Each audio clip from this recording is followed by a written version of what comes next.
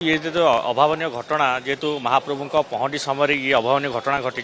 जो आम खबर ना भर को प्रवेश करूँ मो सहयोगी कैमेरामैन और मुझे भर प्रवेश करूँ से समय तथ्य संपूर्ण भाव लुचाइक उद्यम करते से समय जो मेडिकल कर्तृपक्ष रही से गोटे व्यवहार गोटे खराब रही कारण आपण कैमेरा ये उत्तोलन करेंगे ना आपण को आम डाटा देवाक बाध्य नुह ये भाव अनेक कथा कहते से दबंगिरी जड़े जो सिक्यूरीटी सुपरवाइजर थे सी दबंगिरी देखते और निहत भाव देखूँ जेहेतु महाप्रभु दर्शन करने लक्ष लक्ष भक्तों समागम देखा मिली पुलिस गोटे कर्तव्य रही से किपर शांति सुख दर्शन करेंगे और मेडिकल कर्तृपक्ष गोटे दायित्व रही गुरु दायित्व किपर जो मैंने स्टाम्पेड होकर आसवे जो मैंने गुरुतर होकर आसवे से उत्तम चिकित्सा किपर प्रदान करा किंतु ता व्यतीत एमानकर दुर्व्यवहार एवं जो तथ्य लुचेबा निहत भाव केउ ना केउठी याक पारिबा पणिया पदारे पकाई जहाँ तथ्य मिलूँ जड़े जेहेतु संपूर्ण डेथ होती आउ जड़े गुरुतर अवस्था रही ताकू संपूर्ण भाव लुचाई को उद्यम कर जेहेतु आम भितरिया तथ्य पाइलु आप जानी कारण जिते महाप्रभु जो यात्रा आसी था जो महाप्रभुर ये विश्व घोष यात्रा लक्षाधिक भक्तों समागम होता है से समय पुलिस तत्पर देखा था पुलिस कर्मचारी एक गुरुतर स्वभाव नहीं था किपर भक्त मैंने शांति श्रृंखला दर्शन करेंगे महाप्रभु को सुरखुरी भाव दर्शन करेंगे किंतु यारी भितर केउना केउटी गोटे अवहेलार सामना को आसी चित्र कारण जो पहंडी हो ये कहवाई चाहिए गोटे कथा वास्तव घटना जदि पूरा प्री प्लानिंग थिला कोभली भाव में प्रशासन तरफ पूर्वर बाबद गोटे बैठक करा जायथिला पूरा रूट मैपिंग कौन प्रकार भक्त जमी असुविधा न पड़े सर्वसाधारण साधारण भक्तटी सुरखुरी दर्शन करेंगे और पुणी आसो त्रुटि कौटी रही अनुमान कर बड़ कथा मेडिकल कर्तृपक्षर एठी निहाती भाव में कहीपर कहीं तथ्य लुचाऊँच आम स्पष्ट भाव में जेहेतु कहूँ भीतर तथ्य और आलोचना और जी प्रत्यक्षदर्शी सी भी कहते जनकर मृत्यु होती बाबद निहाती जनइबा कथा निहाती भाव देखो जो भाव आप कहते कारण जो रथयात्रा आसी था से घन घन बैठक चली था और ये बैठक आप जिला प्रशासन कथा कहतु और सेपटे पुलिस प्रशासन कथा कहतु समस्त घन घन बैठक करते किपर ये बैठक को किपर सुरखुरी भाव कर जेहेतु रथयात्रा पूर्व प्री प्लानिंग कर पुलिस जेहेतु 13,000 पुलिस कर्मचारी नियोजित रही मेडिकल टीम नियोजित रही सेपटे ग्रीन कॉरिडोर कराई किंतु यारी भितर आप देखु जो महाप्रभुंर पहंडी चली लक्षाधिक भक्तर व्याकुल रही है से पहंडी को देखापी से समय मर्चिकोट छक पाखे ये जो दला चकड़ा परिस्थिति सृष्टि होता है सेठी जहाँ सूचना मिलूँ हस्तगत होती जनकर जीवन चली जाइए मर्चिकोट छक निकटने अन्य जन जो गुरुतर अवस्था रही अवस्था बर्तमान संकटापन्न रही अवस्था बर्तमान कौन रही बर्तमान सुधा जना पड़े और यार भर देखते आप अनेक जो गुरुतर व्यक्ति आसुच्च गुरुतर युवक आसुच्च पुरी मेडिकल को तारी भितर आप देखु जेहेतु ये सीडीएम रही सेपटे कुंभारपड़ा थाना आईएससी रही सदर एसडीपीओ रही समस्ते ये तथ्य लुचाइबा कौन पर उद्यम कर बर्तमान सुधा जना पड़ना किंतु वास्तविक चित्र जब देखा कारण जेहेतु महाप्रभु को ये यात्रा किपर सुरखुरी समस्त गोटे उद्यम रही है से उद्यम केउना केउटी ये फेल मारी जो मेडिकल कर्तृपक्ष जो भाव दुर्व्यवहार कर भाव आचरण रही निहत भाव केउना केउना एक पारिबा पणिया को पदारे पकाई सेपटे अंपटे देखूँ जो भाव ये जो घोष यात्रा महाप्रभु जो दिव्य यात्रा और समस्त गोटे लक्ष्य रही है आम महाप्रभु सुरखुरी दर्शन करूँ से पुलिस जो रही जो एत मात्रा पुलिस रही आमको सहयोग करेंगे आमको साहाय्य करेंगे कि से ना कौटी आम कह एक प्रकार से निराश होती अनेक जो बर्तमान जेहतु आज आप जानी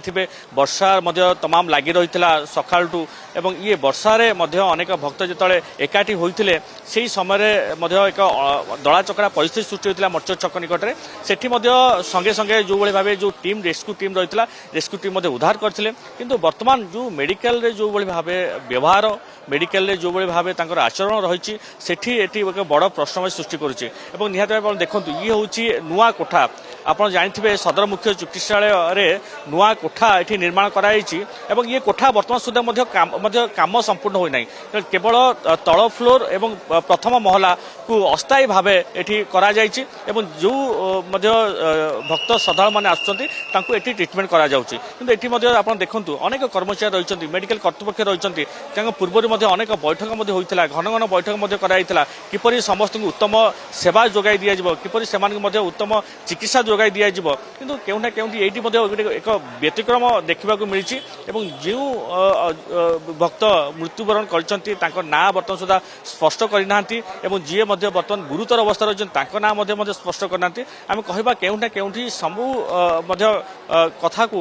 ଲୁଚେଇବାକୁ ଉଦ୍ୟମ କରୁଛନ୍ତି ମେଡିକାଲ କର୍ତ୍ତୃପକ୍ଷ ହୁଅନ୍ତୁ, ସେ ଜିଲ୍ଲା ପ୍ରଶାସନ ଅଧିକାରୀ ହୁଅନ୍ତୁ ଏବଂ ଯେଉଁ ସଦର ଏସଡିପିଓ ଆସିଥିଲେ ଏବଂ ସିଏ ଏବଂ ଥାନା ଆଇଏସି ମଧ୍ୟ ଆସିଥିଲେ, ସମସ୍ତେ ମିଳିମିଶି କଥାକୁ ଲୁଚେଇବାକୁ ଏକ ପ୍ରକାର ଉଦ୍ୟମ କରୁଛନ୍ତି। ଆପଣ ଦେଖନ୍ତୁ ଇଏ ହେଉଛି ସେଇ କୋଠା ଯେଉଁ ମୁଁ ଯେଉଁଭଳି କହୁଥିଲି, ଇଏ ହେଉଛି ସେଇ ନବନିର୍ମିତ କୋଠା ଯାହା ପୂର୍ବ 3 ମାସ ପୂର୍ବରୁ ଇଏ ସମ୍ପୂର୍ଣ୍ଣ ନିର୍ମାଣ ସରିବା କଥା, କିନ୍ତୁ ରଥଯାତ୍ରା ବର୍ତ୍ତମାନ ମଧ୍ୟ ଅନୁଷ୍ଠିତ ହୋଇଯାଇଛି କିନ୍ତୁ ଇଏ କୋଠା ସମ୍ପୂର୍ଣ୍ଣ ଭାବେ ନିର୍ମାଣ ସରିପାରିଲା ନାହିଁ। ଆପଣ ଇଏ କହିବା ଇଏ ଘଟଣା ଯେତେବେଳେ ସାମ୍ନାକୁ ଆସୁଛି ନିହାତି ଭାବେ ସମସ୍ତଙ୍କ ମଧ୍ୟ ମନରେ ଏକ ପ୍ରଶ୍ନ ଉଠୁଛି, ସମସ୍ତେ ମଧ୍ୟ ଏକ ଚିନ୍ତାରେ ପକାଇଛନ୍ତି ଏବଂ ନିହାତି ଭାବେ ଆପଣ ଦେଖନ୍ତୁ ଇଏ ଯେଉଁ ଦୃଶ୍ୟ କେଉଁ ନା କେଉଁଠି ବୟାନ କରିଛି ଏବଂ ଏଠି ମଧ୍ୟ ଅନେକ ସ୍ୱେଚ୍ଛାସେବୀ ମାନେ ରହିଛନ୍ତି, ତାଙ୍କର ମଧ୍ୟ ଗୁରୁ ଦାୟିତ୍ୱ ରହିଛି, କର୍ତ୍ତବ୍ୟ ରହିଛି, ସେମାନେ ମଧ୍ୟ ନିଜ ଦାୟିତ୍ୱକୁ ମଧ୍ୟ ସଠିକ ଭାବେ ତୁଲାଉଛନ୍ତି ଏବଂ ଭିତରେ ମଧ୍ୟ ଅନେକ ମେଡିକାଲ କର୍ତ୍ତୃପକ୍ଷ ରହିଛନ୍ତି ଏବଂ ମେଡିକାଲ କର୍ତ୍ତୃପକ୍ଷଙ୍କର ଯେଉଁଭଳି ଭାବେ ବ୍ୟବହାର ଏବଂ ଯେଉଁଭଳି ଭାବେ ଆଚରଣ ରହିଥିଲା ନିହାତି ଭାବେ ଇଏ ଏକ ଅତ୍ୟନ୍ତ ନିନ୍ଦାଜନକ ଥିଲା। କାରଣ ମେଡିକାଲ କର୍ତ୍ତୃପକ୍ଷଙ୍କର ଦାୟିତ୍ୱ ରହିଛି ସେ କିପରି ଯେଉଁ ରୋଗୀମାନେ ଆସିବେ, ଯେଉଁ ରୋଗୀଙ୍କର ସହିତ ଯିଏ ବି ଆସନ୍ତି ତାଙ୍କୁ କିପରି ଉତ୍ତମ ବ୍ୟବହାର କରିବେ, ଉତ୍ତମ ଚିକିତ୍ସା ଯୋଗାଇ ଦେବେ, ସେମାନେ ଚିକିତ୍ସା ଯୋଗାଇ ଦେବା ଉତ୍ତମ ଫଳରେ ଏଠି କିନ୍ତୁ ବ୍ୟବହାର ତାଙ୍କର ଦେଖନ୍ତୁ, ଆପଣ ଦେଖନ୍ତୁ ଅନେକ ସ୍ୱେଚ୍ଛାସେବୀ ସଂଗଠନ ମଧ୍ୟ ଏଠି ରହିଛନ୍ତି, ତାଙ୍କର ମଧ୍ୟ ଯେଉଁ ଦାୟିତ୍ୱ ଦିଆଯାଇଥିଲା ସେମାନେ ମଧ୍ୟ ସଠିକ ଭାବେ ତୁଲାଉଛନ୍ତି ଏବଂ ନିହାତି ଭାବେ କେଉଁଠି ନା କେଉଁଠି କହିବା କାରଣ ମହାପ୍ରଭୁଙ୍କ ଏହି ରଥଯାତ୍ରାରେ ସମସ୍ତଙ୍କର ଗୋଟେ ବିଶ୍ୱାସ ରହିଛି ଆମେ ମହାପ୍ରଭୁଙ୍କୁ ରଥାରୂଢ଼ ଅବସ୍ଥା ଟିକେ ଦେଖିବୁ, କିନ୍ତୁ ୟାରି ଭିତରେ ଯେଉଁ ଭକ୍ତ ଶ୍ରଦ୍ଧାଳୁମାନେ ଆସିଥାନ୍ତି ସେମାନଙ୍କୁ ମଧ୍ୟ କିପରି ମହାପ୍ରଭୁଙ୍କୁ ଟିକେ ସୁରୁଖୁରୁରେ ଦେଖିବେ ସେଥିରେ ମଧ୍ୟ ସମସ୍ତଙ୍କ ଗୋଟେ ଉଦ୍ୟମ ରହିଥାଏ ଏବଂ ପୁଲିସ ପ୍ରଶାସନ କଥା କୁହନ୍ତୁ, ଜିଲ୍ଲା ପ୍ରଶାସନ କୁହନ୍ତୁ, ସମସ୍ତଙ୍କ ମିଳିତ ଉଦ୍ୟମରେ ରଥଯାତ୍ରା ସମନ୍ୱୟ ରକ୍ଷା କରି କିପରି ଶୃଙ୍ଖଳିତ ଭାବେ କରାଯିବ ସେ ନେଇ ମଧ୍ୟ ସମସ୍ତଙ୍କର ଗୋଟେ କର୍ତ୍ତବ୍ୟ ରହିଛି। କିନ୍ତୁ କର୍ତ୍ତବ୍ୟ ଭିତରେ କେଉଁଠି ନା କେଉଁଠି ଆମେ କହିବା ଗୋଟେ ହେଳା ସୃଷ୍ଟି ହୋଇଛି ଏବଂ ହେଳା ହେଉଛି ଯାହାଫଳରେ ଇଏ ଏକ ଅଭାବନୀୟ ଘଟଣା ଆଜି ସାମ୍ନାକୁ ଆସିଛି। କାରଣ ଆପଣ ଦେଖନ୍ତୁ ଯେହେତୁ ବର୍ଷା ମଧ୍ୟ ଦିନ ତମାମ ଲାଗି ରହିଥିଲା, ଖରା ମଧ୍ୟ ଜମା ନାହିଁ, ଏହା ସତ୍ତ୍ୱେ ମଧ୍ୟ ଅନେକ ଭକ୍ତଙ୍କର ସୁଅ ଛୁଟି ଥିଲା ବଡ଼ଦାଣ୍ଡରେ ଏବଂ ଭକ୍ତ ଶ୍ରଦ୍ଧାଳୁଙ୍କର ଯେଉଁଭଳି ଭାବେ ଆଗମନ ହୋଇଥିଲା ସେପଟେ ମଧ୍ୟ ଯେଉଁଭଳି ଭାବେ ଗ୍ରୀନ୍ କରିଡର କରାଯାଇଥିଲା, ପୁଲିସ ପ୍ରଶାସନ ମଧ୍ୟ ସେପଟେ ମଧ୍ୟ ବ୍ୟାପକ ମାତ୍ରାରେ ମୁତୟନ ରହିଥିଲେ ଏବଂ ଭକ୍ତଙ୍କର ଗୋଟିଏ ଅପେକ୍ଷା ରହିଥିଲା କିପରି ଆମେ ମହାପ୍ରଭୁଙ୍କ ପହଣ୍ଡି ଦେଖିବୁ। ଇଏ ପହଣ୍ଡି ସମୟ ଯେତେବେଳେ ଅଘଟଣ ଘଟିଲା ସମସ୍ତେ ନିହାତି ଭାବେ ଏ ନେଇ ଚିନ୍ତା ପ୍ରକଟ କରୁଛନ୍ତି ଏବଂ ଅନେକ ମଧ୍ୟ ଆମେ କହିବା 150ରୁ ଉର୍ଦ୍ଧ୍ୱ ଯେଉଁ ରହିଛନ୍ତି ଭକ୍ତ ଶ୍ରଦ୍ଧାଳୁ ମଧ୍ୟ ବର୍ତ୍ତମାନ ମଧ୍ୟ ପ୍ରାଥମିକ ଚିକିତ୍ସା ମଧ୍ୟ ତାଙ୍କୁ ଦିଆଯାଉଛି, ଆହତ ମଧ୍ୟ ହେଉଛନ୍ତି, ଅଣନିଶ୍ୱାସ ମଧ୍ୟ ହେଉଛନ୍ତି। ଏ ସମ୍ପୂର୍ଣ୍ଣ ତଥ୍ୟ ସଠିକ ତଥ୍ୟ ମଧ୍ୟ ସେମାନେ ଦେବାକୁ କ'ଣ ପାଇଁ କୁଣ୍ଠାବୋଧ କରୁଛନ୍ତି ଇଏ ନେଇ ମଧ୍ୟ ଏକ ପ୍ରଶ୍ନବାଚୀ ସୃଷ୍ଟି ହେଉଛି। ଆପଣ ଦେଖନ୍ତୁ ପ୍ରତି ମିନିଟ୍ରେ ମିନିଟ୍ ମଧ୍ୟ ଭକ୍ତ ଶ୍ରଦ୍ଧାଳୁ ଆସୁଛନ୍ତି, କିଏ ଅଣନିଶ୍ୱାସୀ ହେଇଯାଉଛି, କିଏ ତଳେ ପଡ଼ି କାହାର ଗୋଡ଼ ମଧ୍ୟ ଫ୍ରାକ୍ଚର ହେଉଛି ଏବଂ କିଏ ମୁଣ୍ଡ ବୁଲେଇ ପଡ଼ିଯାଉଛି ଏବଂ ଏଭଳି ଭାବେ 5 ମିନିଟ୍କୁ 5 ମିନିଟ୍ ଥରେ ମଧ୍ୟ ଇଏ ଭକ୍ତ ଶ୍ରଦ୍ଧାଳୁ ଆସୁଛନ୍ତି ଏବଂ ନିହାତି ଭାବେ ଆପଣ ଦେଖନ୍ତୁ ଇଏ ମଧ୍ୟ ଯେହେତୁ ଆଉ ଏକ ମଧ୍ୟ ଶ୍ରଦ୍ଧାଳୁ ଆସିଛନ୍ତି ସେହି ରଥଯାତ୍ରା ନିକଟରେ ସେ ମଧ୍ୟ ଆହତ ହୋଇଥିଲେ, ତାଙ୍କୁ ମଧ୍ୟ ପ୍ରଥମେ ପ୍ରାଥମିକ ଚିକିତ୍ସା ପ୍ରଦାନ କରାଯିବା ଆବଶ୍ୟକତା ରହିଛି, ପ୍ରଥମ ଚିକିତ୍ସା ମଧ୍ୟ ପ୍ରଦାନ କରାଯିବ ଏବଂ କେଉଁ ନା କେଉଁଠି କହିବା ମହାପ୍ରଭୁଙ୍କ ଏହି ବିଶ୍ୱ ଘୋଷଯାତ୍ରା ରହିଛି, ସମସ୍ତଙ୍କ ଗୋଟିଏ ଲକ୍ଷ୍ୟ ରହିଛି କିପରି ଶାନ୍ତି ଶୃଙ୍ଖଳା ସହିତ ଏହାକୁ ସମାପନ କରିବାର ମଧ୍ୟ ଦାୟିତ୍ୱ ରହିଛି। ଯେହେତୁ ଆପଣ ଜାଣିଥିବେ କାରଣ ମହାପ୍ରଭୁଙ୍କର ଇଏ ଘୋଷଯାତ୍ରା ଯେତେବେଳେ ଅନୁଷ୍ଠିତ ହୋଇଥାଏ ତା ପୂର୍ବରୁ ପୁଲିସ ପ୍ରଶାସନ ପକ୍ଷରେ ମଧ୍ୟ ଅନେକ ବୈଠକ ବସିଥାଏ, ତାଙ୍କର ମଧ୍ୟ ଗୋଟେ ରୋଡ ମ୍ୟାପ୍ ମଧ୍ୟ ତିଆରି କରିଥାନ୍ତି ଏବଂ କେଉଁ ପୁଲିସ ଅଧିକାରୀକୁ କେଉଁଠି ନିୟୋଜିତ କରାଯିବା କଥା ସେହି ଜାଗାରେ ମଧ୍ୟ ନିୟୋଜିତ ମଧ୍ୟ କରାଯାଇଛି। ବରିଷ୍ଠ ଆଇପିଏସ୍ ଅଧିକାରୀ ମଧ୍ୟ ରହିଛନ୍ତି, 13,000 ପୁଲିସ କର୍ମଚାରୀ ମଧ୍ୟ ରହିଛନ୍ତି ଏବଂ ଏ ସବୁ ଭିତରେ ଯେଉଁଭଳି ଭାବେ ଷ୍ଟାମ୍ପେଡ୍ କଥା ଉଠୁଛି ନିହାତି ଭାବେ ଏକ ଚିନ୍ତାଜନକ ବିଷୟ ଏବଂ ଅନ୍ୟପଟେ ଦେଖନ୍ତୁ ଯେଉଁଭଳି କହୁଥିଲି 150ରୁ ଉର୍ଦ୍ଧ୍ୱ ମଧ୍ୟ ଭକ୍ତ ମଧ୍ୟ ଆହତ ହୋଇଛନ୍ତି, ସେନ୍ସଲେସ୍ ହୋଇଛନ୍ତି, ତାଙ୍କୁ ମଧ୍ୟ ବର୍ତ୍ତମାନ ମଧ୍ୟ ପ୍ରାଥମିକ ଚିକିତ୍ସା ମଧ୍ୟ ଦିଆଯାଉଛି ଏବଂ ଅନ୍ୟପଟେ ଦେଖନ୍ତୁ ମହାପ୍ରଭୁଙ୍କ ଯାତ୍ରାରେ ସମସ୍ତଙ୍କ ଗୋଟେ କର୍ତ୍ତବ୍ୟ ରହିଛି ଆମେ କିପରି ଉତ୍ତମ ସହଯୋଗ କରିବୁ ଏବଂ ଉତ୍ତମ ସମନ୍ୱୟ ରକ୍ଷା କରିବୁ ଏବଂ ଉତ୍ତମ ସେବା ମଧ୍ୟ ପ୍ରଦାନ କରିବୁ। ତାରି ଭିତରେ ଇଏ ଯାତ୍ରା କେଉଁ ନା କେଉଁଠି ମହାପ୍ରଭୁଙ୍କର ଇଏ ଘୋଷଯାତ୍ରାରେ ଇଏ ଏକ ଆମେ କହିବା ଏକ ଚିନ୍ତାଜନକ ଘଟଣା ସାମ୍ନାକୁ ଆସିଛି। କାରଣ ସମସ୍ତେ ଅପେକ୍ଷା କିପରି ମହାପ୍ରଭୁ ରଥାରୂଢ଼ ହେବେ ଏବଂ ମହାପ୍ରଭୁଙ୍କ ରଥ ଆମେ ଟାଣିବୁ ଏବଂ ଯେହେତୁ ଗୁଣ୍ଡିଚା ମନ୍ଦିରରେ ମହାପ୍ରଭୁଙ୍କ ରଥ ମଧ୍ୟ ପହଞ୍ଚିବ ଏହି ଉଦ୍ୟମ ସମୟରେ କାରଣ ସମସ୍ତଙ୍କ କିଛି ଉତ୍ତମ ଯଦି ସମନ୍ୱୟ ନ ରହିବ କେଉଁ ନା କେଉଁଠି ଇଏ ଅଘଟଣ ଦେଖାଯିବାର ସାମ୍ନାକୁ ମଧ୍ୟ ଆସିବ ଏବଂ ଆପଣ ଦେଖନ୍ତୁ ଯେଉଁଭଳି ଭାବେ ପୁରୀ ସଦର ମୁଖ୍ୟ ଚିକିତ୍ସାଳୟ ଏକ ଚିକିତ୍ସାଳୟରେ ଅନେକ ଯେଉଁ ଶ୍ରଦ୍ଧାଳୁ ଯେଉଁମାନେ ଆସୁଛନ୍ତି ସେମାନଙ୍କୁ ମଧ୍ୟ ଚିକିତ୍ସା କରାଯାଉଛି ଯଦି ଚିକିତ୍ସା କରାଯାଉଛି ତାହେଲେ କେତେ ବର୍ତ୍ତମାନ ସୁଦ୍ଧା କରାଯାଉଛି କେତେ ଡେଥ୍ ହେଲେଣି ତାହାର ବର୍ତ୍ତମାନ ମଧ୍ୟ ସ୍ପଷ୍ଟୀକରଣ କରୁନାହାନ୍ତି ମେଡିକାଲ କର୍ତ୍ତୃପକ୍ଷ କାରଣ ଯେହେତୁ ମହାପ୍ରଭୁଙ୍କ